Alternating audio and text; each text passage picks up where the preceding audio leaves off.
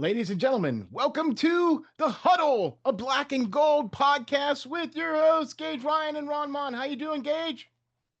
Sensational. How are you, my friend? Oh man, I tell you what, dude. Are you ready for some football? Yes.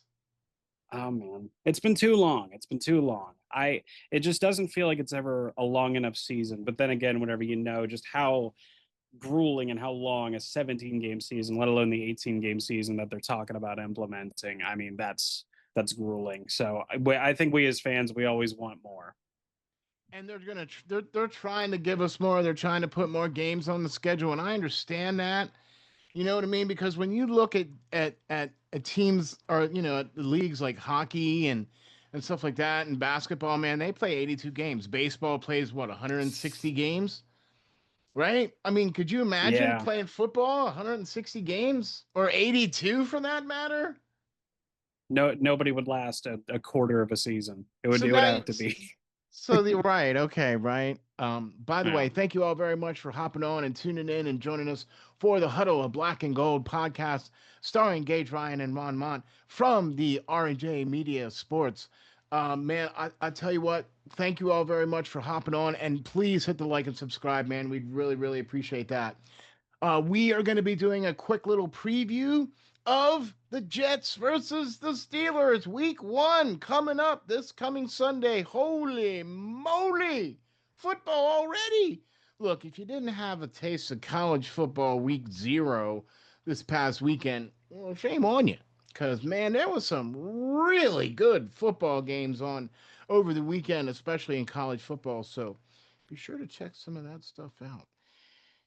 All right, Gage, here we go. It is the Jets and the Steelers. This is the swapping of the quarterbacks, the rematching of the quarterbacks, the Jets versus the Steelers. The Jets have Justin Fields.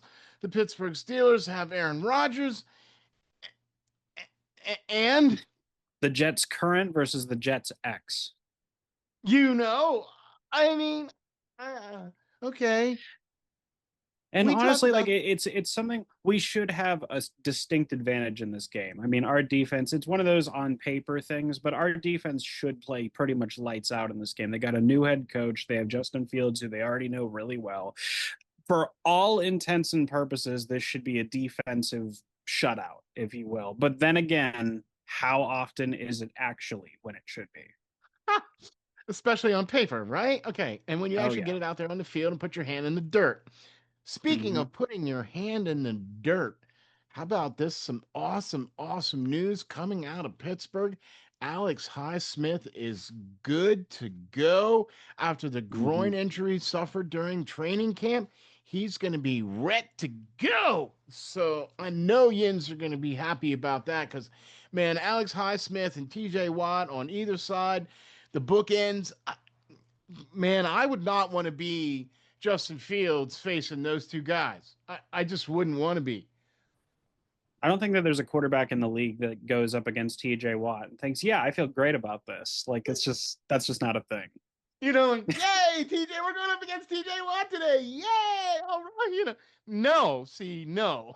Hey, speaking of which, are you donning the you got the TJ jersey on? I do Oh indeed. yeah, the color rush. Oh, that is Oh yeah. nice, man. That's nice.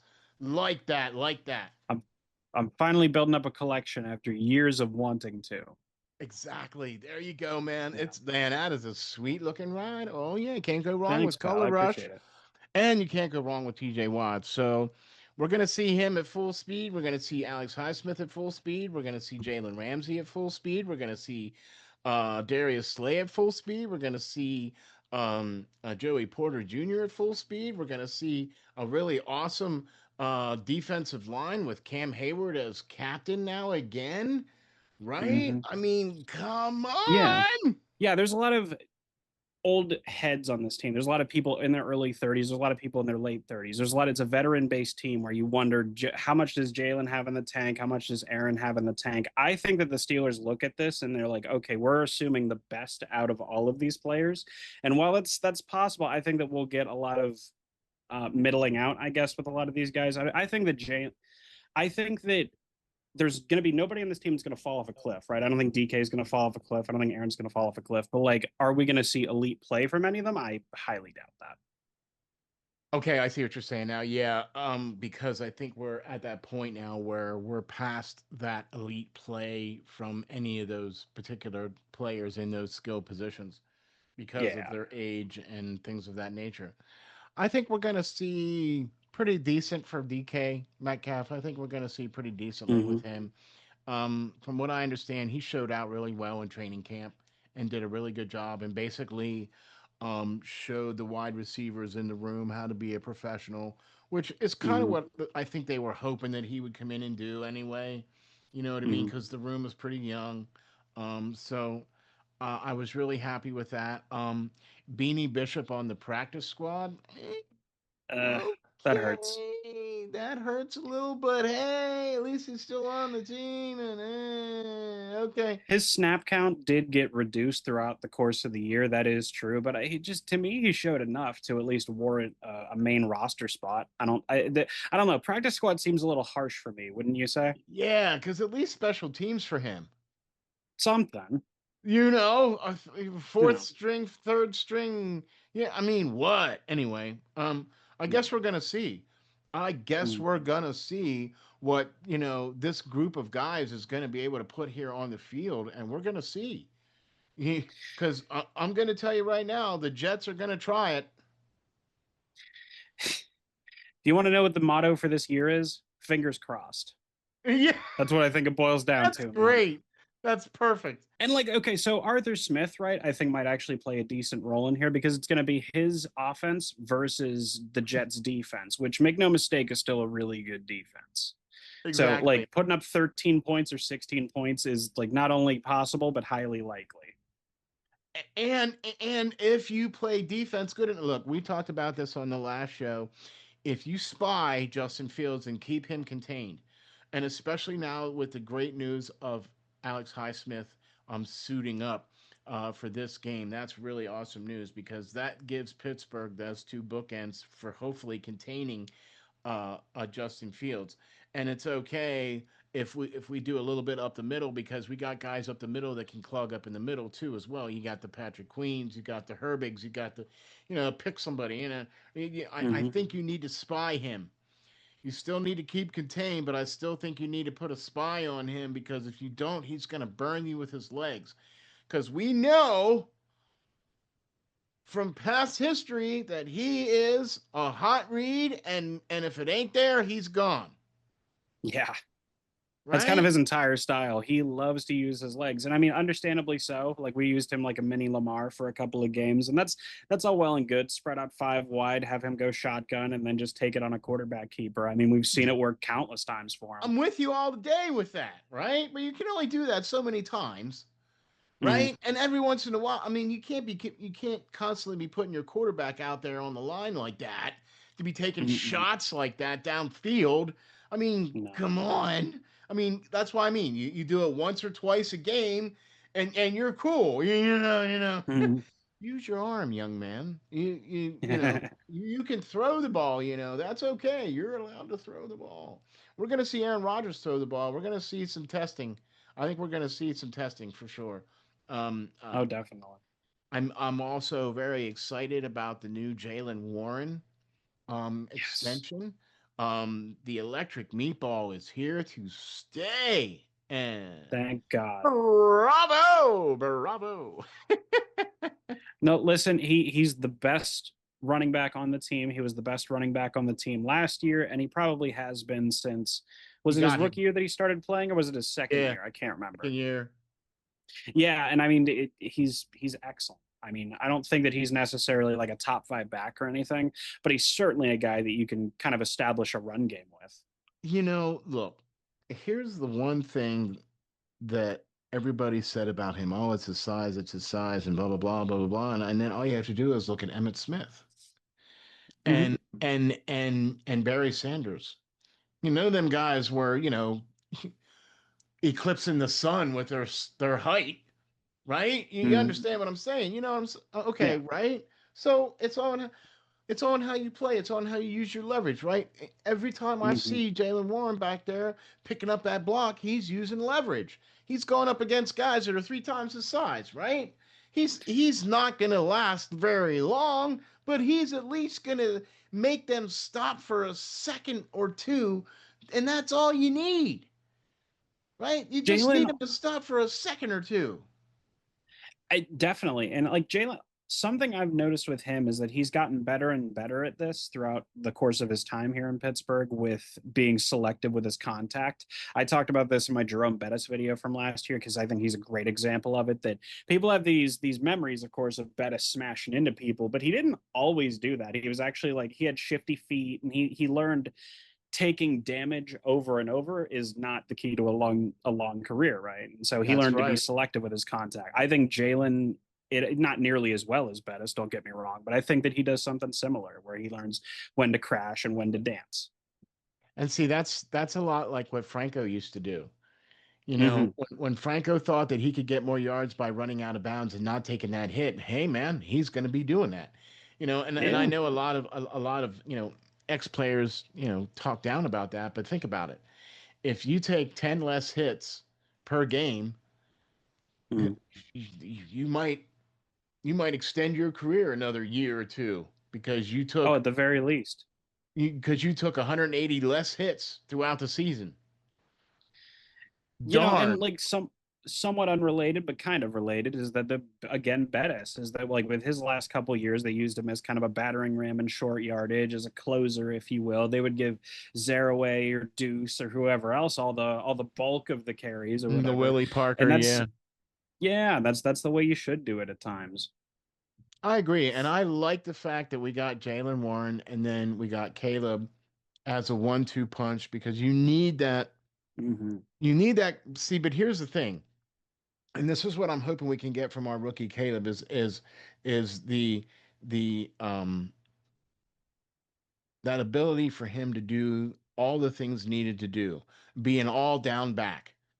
I just need you to Hmm. switch out and give the other guy a breather. And I don't care if Yeah. you have a different running style, but I still need you to be able to pick up the block for the blitz, and I still need you to be able to come out of the backfield and make the catches. Right? See, Pittsburgh hasn't had a running back tandem that is capable of doing all of those things. Najee Harris was great at coming out of the backfield and running, but he sucked at picking up the blitz or blocking or anything like that. Seriously, that just wasn't his game. Jalen is great at blocking and great at coming out of the backfield and great at running. We need another guy that's capable of Hmm. doing all three things. No, 100%. I mean, like to me, the gold standard of that kind of boils down to Le'Veon. I don't think anybody kind of had as many all-purpose yards kind of per Man, performance, if you will. I mean, he was just sensational at that. He could easily have two catches for touchdowns and a rushing touchdown. That was his you thing. know, I always thought that if he would have just stayed in Pittsburgh, he would be a Hall of Famer. If only. Yeah, if only. But So hey, okay. our third round pick this year happened to be a running back. Isn't that just something? What do you think about him? From what I've seen so far of him, I really like what he's got. He's got Mhm. speed. He's got vision. He's not afraid to put his head down. You know what I mean, and get the tough yards. But I want to see him in game situation where Mhm. he's the feature back, where he's getting Mhm. 25 carries, where he's getting 30 carries. I want to see how he handles that. You know what I mean? It's Because we have entirely possible that he's going to have that chance. that's what Like I'm talking one, about. Right. what God That's forbid an injury to Jalen, and then all of a sudden he's going to be getting the bulk of the carries. But I'm okay if he's not getting the bulk of the carries. I want to see what he has in game situation. I've seen him Mhm. run really well in practice. I've seen him run really well in camp. They Mhm. played him very sparingly during the preseason. Hardly any of the ones played in preseason at all this year with Pittsburgh, and so you get hardly any view of any of these guys. So it's like, all right, week one, there's gonna be a little rust, I think. I Yeah. I, I got a fiver on going three and out first. How much are you going to win back when that inevitably happens? About 30 cents?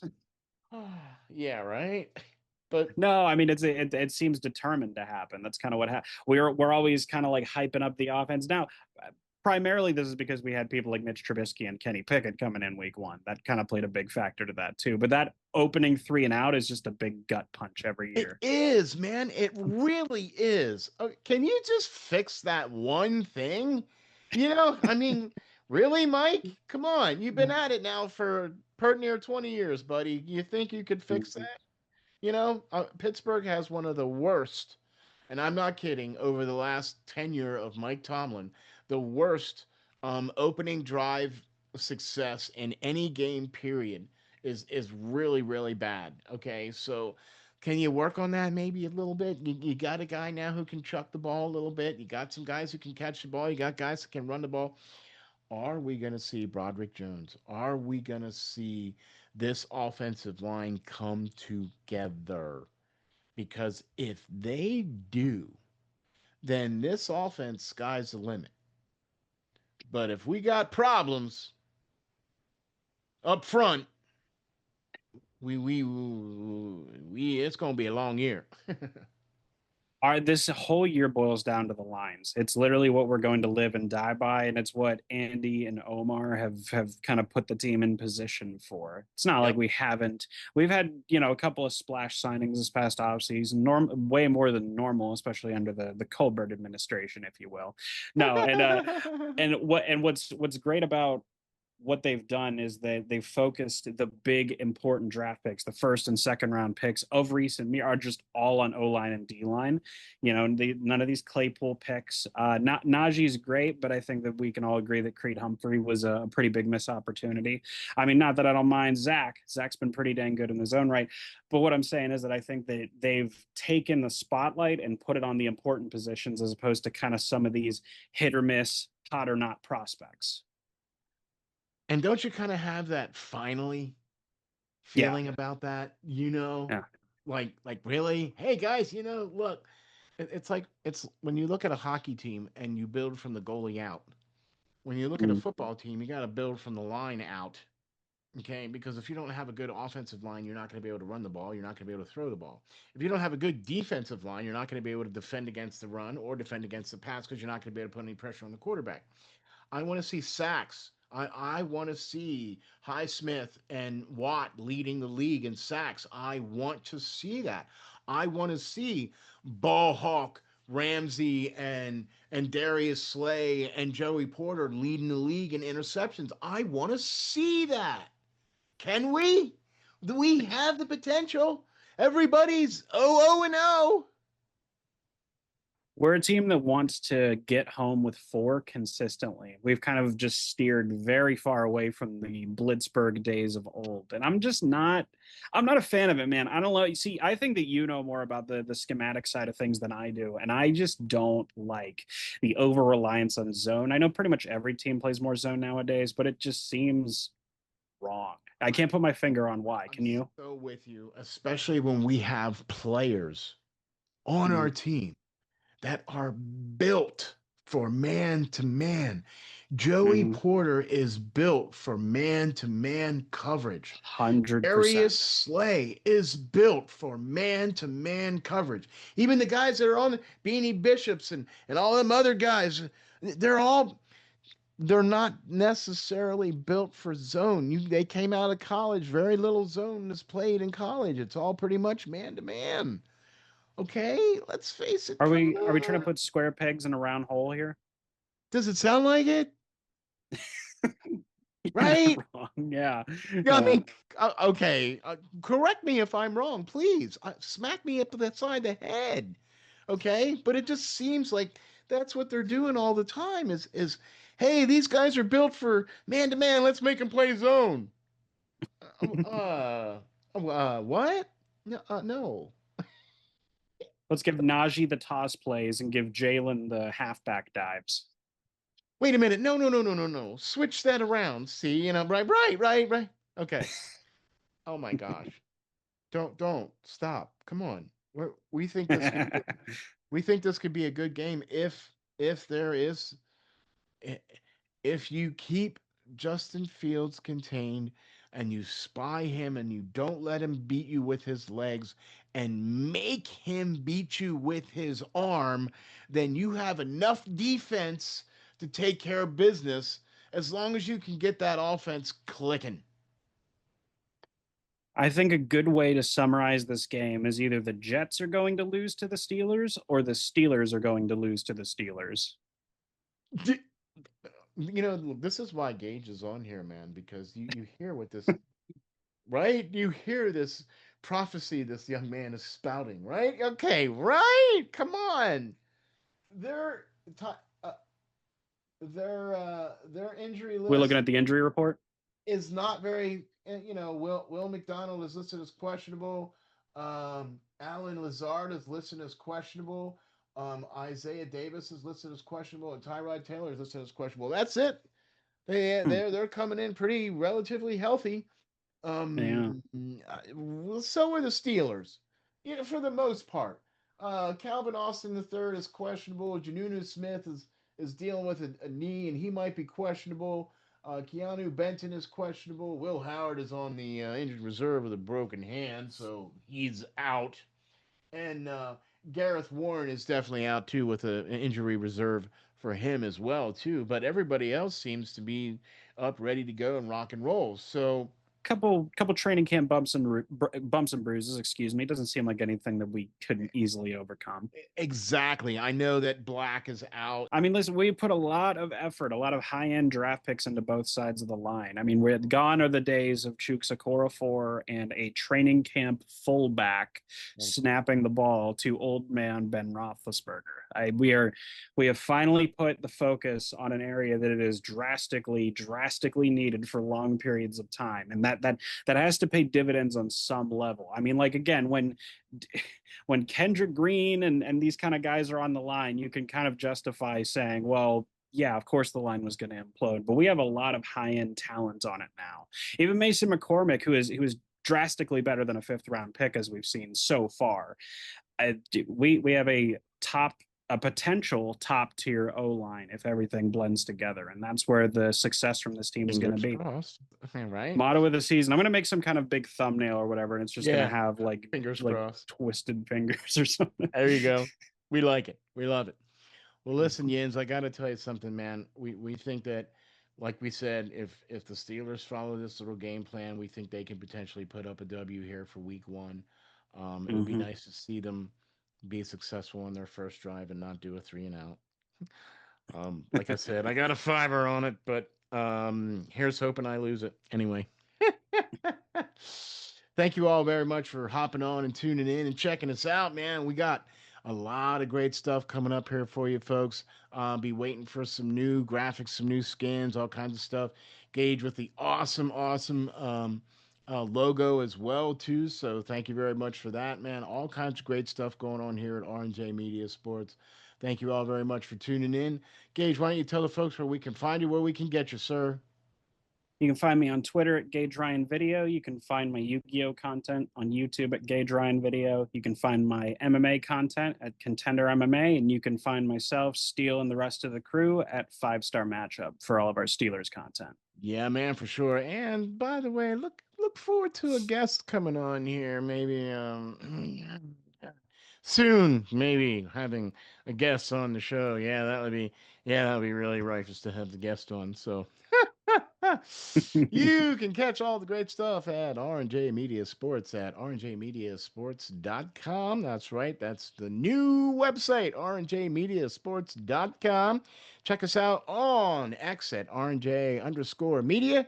Thank you all very much for tuning in. I'm your co-host, Ron Mon. We will catch you on the next episode of The Huddle, a Black and Gold podcast.